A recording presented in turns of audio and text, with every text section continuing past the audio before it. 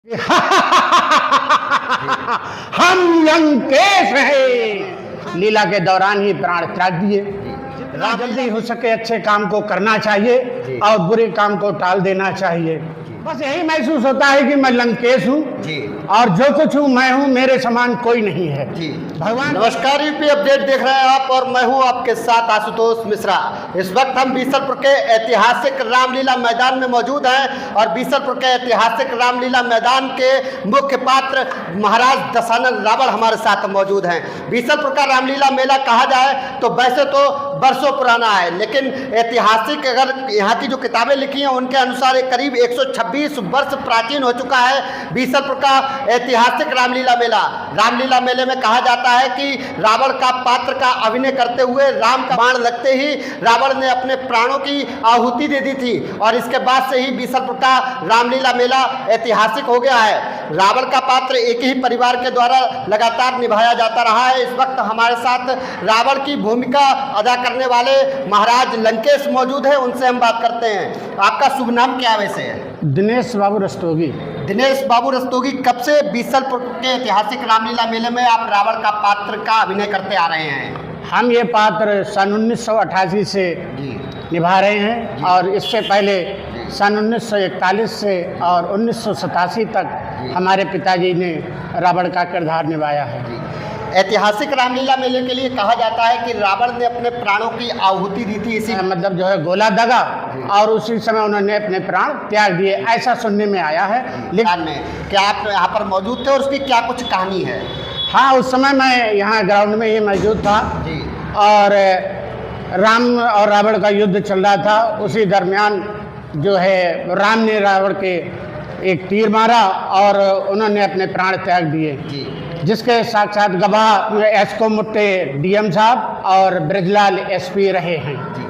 अच्छा, आप रावण का पात्र का अभिनय करते आ रहे हैं। आपके पिता जब रावण का पात्र का अभिनय करते थे, क्या नाम था उनका और जिस दिन की अंतिम लीला थी उस दिन की क्या कुछ कहानी थी? उन्होंने बस यही कहा था कि आज हमारी अंतिम लीला है, सभी लोग हमारी लीला का दर्शन करने आए और ये कोई नहीं समझ सका कि आज उनकी असलियत में रामलीला हो जाएगी, लेकिन उनकी असलियत में लीला हो गई और उन्होंने अपने लीला के दौरान ही प्राण त्याग दिए। और कई किंवदंतियाँ कही जाती, कहते हैं कि 3 रावण की प्राणों की आहुति दी थी। क्या कुछ कहानियाँ हैं उनके पीछे, आप बताएंगे क्या? हमारी जानकारी के अनुसार पंडित मोती महाराज चौसरा वाले जो हैं वो पहले रावण का किरदार निभाते थे, लेकिन उन्होंने अपने घर पर जो है वो मतलब जो है जमीन पर लिपवाकर और लीला खेलते हुए प्राण त्याग दिए थे। इधर दशहरा में मतलब जो है गोला दगा और उसी समय उन्होंने अपने प्राण त्याग दिए, ऐसा सुनने में आया है। लेकिन लीला मंचन के दौरान केवल 1987 में हमारे पिताजी ने जो अभिनय करते हुए प्राण त्याग दिए थे, ऐसा कोई नहीं हुआ। रावण का जब किरदार निभाते हैं तो कैसा आपको महसूस होता है? बस यही महसूस होता है कि मैं लंकेश हूँ और जो कुछ हूँ मैं हूँ, मेरे समान कोई नहीं है। भगवान भोलेनाथ की दया से इसी रूप में मैं किरदार को निभाता हूँ। लंकेश की वो हंसी जो पूरे देश में प्रसिद्ध है कहा जाए, तो आप क्या एक बार हमारे माइक के माध्यम से कोई ऐसी एक पंक्तियाँ और फिर वो हंसी जिससे पता लगे कि हाँ लंकेश हमारे साथ इस वक्त लाइव थे? लंकेश क्या, हमारे पास तो बहुत सी ऐसी चीज़ें हैं, लेकिन जिस समय हम सीता का हरण करते हैं उस समय हंसी का रूप अलग ही होता है। तो जब हम माता सीता का हरण करते हैं उसी समय कहते हैं कि हम लंकेश हैं, हम लंकेश हैं। लीला के दौरान ऐसी कोई वार्ता रही हो वो अगर आप बताना चाहें तो? वार्ता तो लीला के दौरान बहुत सी होती हैं, जब सामने वाले होते हैं तभी दो लोगों की वार्तालाप होती है। श्लोक माध्यम से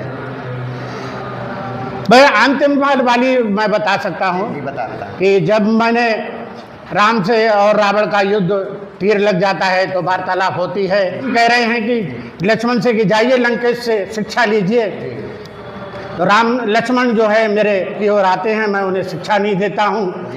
तब वो कहते हैं तुम किधर गए? तो वो कहते हैं कि मैं उनके सर की ओर खड़ा था। तो कहीं नहीं, जाओ पैरों की ओर खड़े हो। तो वो पैरों की ओर आते हैं, तब मैं उन्हें शिक्षा देता हूँ, कहता हूँ कि जितना जल्दी हो सके अच्छे काम को करना चाहिए और बुरे काम को टाल देना चाहिए। मैंने राम से पूछा कि हे राम, बताओ वास्तव में जीत किसकी हुई? मैंने तुम्हें जीते जी अपने लंका में नहीं घुसने दिया, अब बताओ मैं जीते जी तुम्हारे धाम को जा रहा हूँ, रोक सकते हो तो रोक लो। बोल शंकर भगवान की जय।